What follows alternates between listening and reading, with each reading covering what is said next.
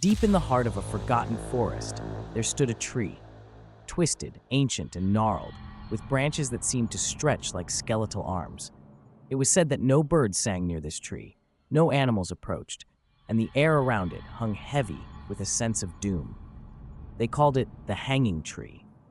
Locals whispered about it in hushed tones, warning others to stay away. The legend said that, years ago, this was where a string of gruesome executions had taken place. The bodies of the condemned hung from its branches, swaying in the wind as if the tree itself were savoring their deaths. But there was one man, a wandering traveler, who either didn't believe in the stories or simply didn't care. He ventured into the forest, following a path long overgrown. When he reached the tree, an icy chill ran down his spine. He could feel it, an invisible weight pressing down on him, warning him to turn back. Yet he stayed, drawn to the sinister allure of the ancient tree.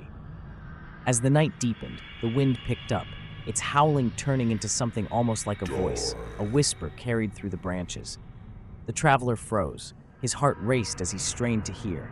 Faintly, so faintly, he thought he could make out words. "Join us." Before the traveler could react, shapes began to form, pale, transparent figures rising from the ground beneath the tree. They were the condemned souls, the ones who had met their end at the Hanging Tree. Their eyes were hollow, their expressions twisted in eternal agony, and their voices were a chorus of despair. The traveler felt an unseen force grip him, tight and unrelenting. He gasped for air, his limbs frozen in place. The whispers grew louder, more insistent, as the spectral figures moved closer. They reached out with bony hands, their cold fingers brushing against his skin.